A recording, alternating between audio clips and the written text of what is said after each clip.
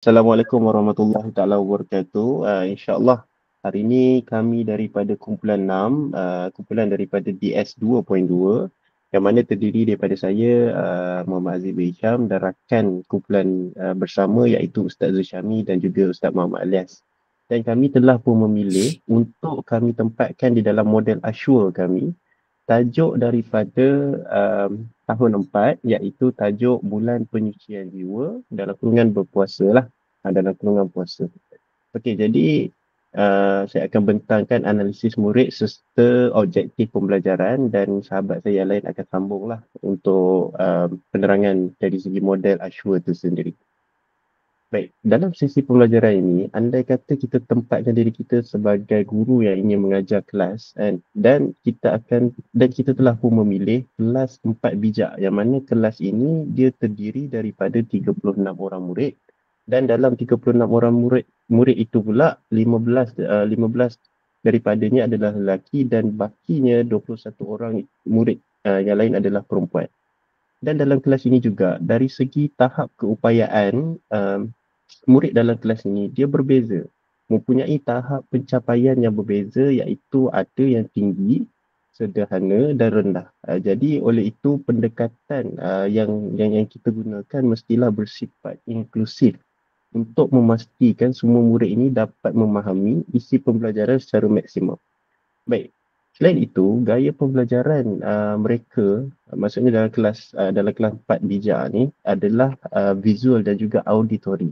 Jadi ini bermakna mereka ni lebih mudah memahami maklumat melalui gambar, video dan juga perbincangan secara lisan. Oleh itu, bahan bantu mengajar seperti Google Site ataupun video YouTube dan juga peta iThink akan digunakan untuk memenuhi keperluan pembelajaran mereka. Okey. Dan dalam kelas ini juga untuk topik model Ashura ini, dari segi pengetahuan sedia ada, murid telah pun mempelajari rukun-rukun puasa serta syarat-syarat sah puasa. Ini memberikan asas yang baik untuk mereka memahami apakah dia syarat puasa dan perkara sunat ketika berpuasa dalam pembelajaran kali ini. Okay. Sekarang kita beralih kepada objektif pembelajaran. Di akhir pembelajaran ini, murid akan dapat mencapai dua objektif utama, iaitu yang pertama menyatakan sekurang-kurangnya 2 daripada 4 syarat wajib puasa dengan tepat. Jadi ini akan dicapai melalui sesi penerangan guru dan dengan cara menggunakan penggunaan peta iThink. Okey.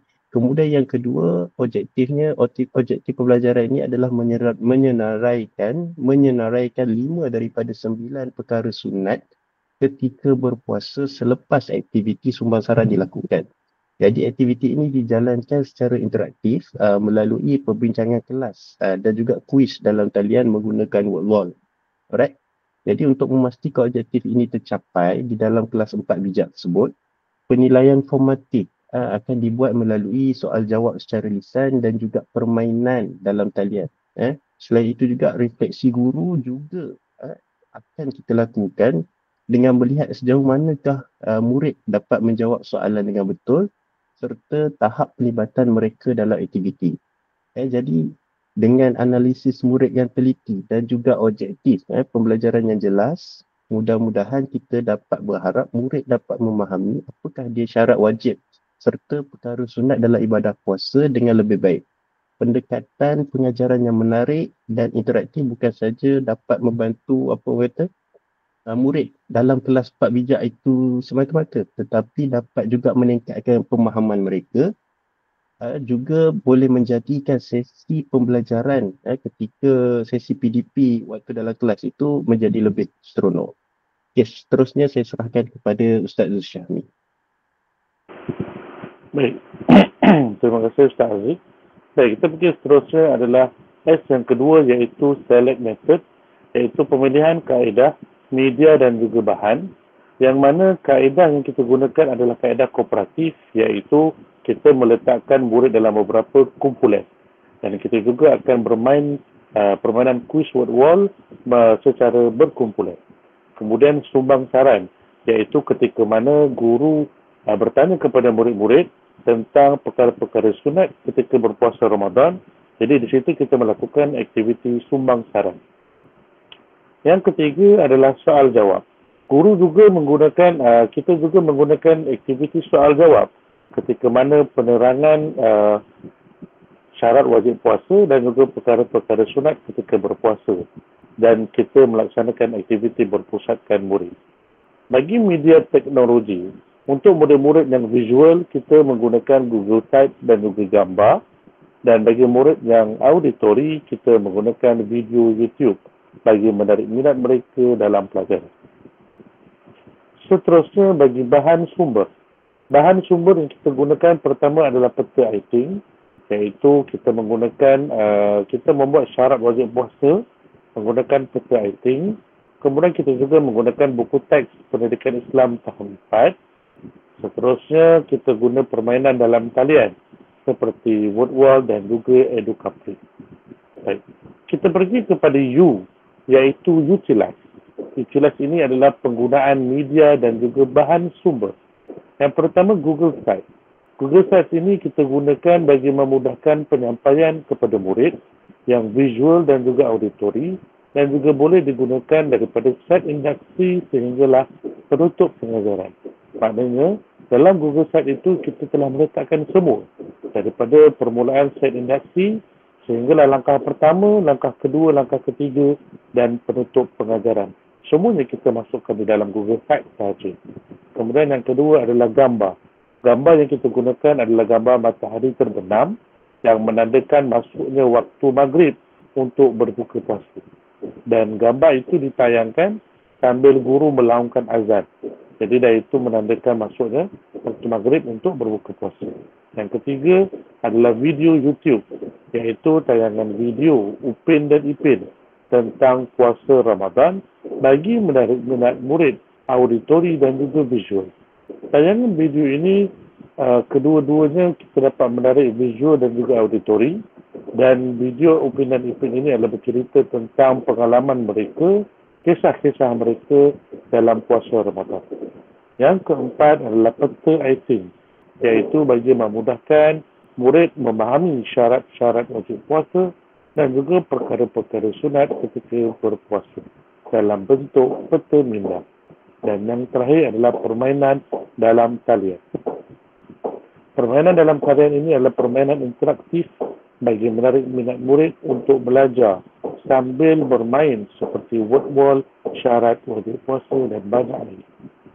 Baik, seterusnya saya serahkan kepada Ustaz Alia. Okey, baik. Terima kasih kepada Ustaz Zul Syahmi. Seterusnya, insya-Allah saya akan menerangkan di dalam model Ashwa, iaitu akronim R, iaitu require learner participation, iaitu melibatkan murid di dalam pembelajaran pada hari tersebut. Okey, untuk akronim R ni, iaitu pelibatan murid ini, guru akan selalu akan sentiasa melibatkan murid di dalam sesi pembelajaran pada hari tersebut, bermula daripada set induksi sehingga ke penutup. Okey, kita tengok yang pertama, iaitu set induksi, iaitu guru menunjukkan gambar matahari terbenam sambil melaungkan azan untuk menunjukkan telah masuknya waktu maghrib. Okey, dekat situ guru akan melibatkan murid dan akan bertanyakan murid apa yang mereka faham tentang gambar dan juga laungan azan tu. Di situ ada sesi penglibatan murid tersebut. Yang seterusnya iaitu langkah 1. Dekat langkah 1 ni, murid mendengar penjelasan tentang syarat-syarat wajib puasa oleh guru. Dekat sini penglibatan murid iaitu murid fokus untuk mendengar tentang penjelasan syarat-syarat wajib puasa oleh guru, dan anda kata ditanya oleh guru tentang apa yang dia orang faham dengan penjelasan guru tersebut, mereka akan boleh jawab tentang perkara tersebut. Untuk langkah kedua pula, murid diminta untuk memberi sumbangsaran tentang perkara-perkara sunat ketika berpuasa. Seperti mana kalau dekat video pembelajaran tersebut, guru bertanyakan kepada murid tentang perkara-perkara sunat ketika berpuasa. Contohnya solat tarawih, bersahur dan sebagainya. Jadi dekat situ akan ada penglibatan murid, akan ada pelibatan murid dekat langkah kedua tersebut. Yang seterusnya dekat langkah 3, murid diminta menjawab soalan kuis di aplikasi WordWall secara berkumpulan. Okey, dekat sini penglibatan murid iaitu murid aktif melakukan aktiviti di dalam kumpulan dengan menjawab soalan kuis dekat WordWall yang disediakan oleh pautan tu ada dekat dalam di dalam Google Site yang diberikan oleh guru, yang ditunjukkan oleh guru. Jadi dekat situ akan ada penglibatan murid dekat langkah ketiga tersebut. Dan dekat penutup, guru membuat kesimpulan dan penugahan kepada murid berkaitan objektif pembelajaran pada hari tersebut. Guru membuat kesimpulan, guru mengulang balik, bertanyakan balik kepada murid tentang apa yang diorang faham tentang syarat-syarat wajib puasa dan juga perkara-perkara sunat ketika berpuasa. Okey, dekat situ guru menerangkan atau guru bertanyakan semula kepada murid dan murid akan memberi sumbangsaran, akan melibatkan diri mereka untuk menjawab soalan yang diberikan oleh guru tersebut. Okey, untuk akronim R yang terakhir iaitu evaluate and revise, iaitu penilaian dan semak semula. Okey, dekat akronim ni, guru menggunakan iaitu penilaian yang berbentuk formatif. Dekat sini guru memberikan soalan secara lisan dengan bersoal jawab kepada murid-murid, dengan bertanyakan kepada murid apakah yang diorang tahu tentang perkara-perkara sunat ketika berpuasa dan sebagainya. Okey, untuk pengukuhan iaitu murid melakukan aktiviti dengan menjawab soalan dalam permainan di atas talian seperti WordWall secara berkumpulan.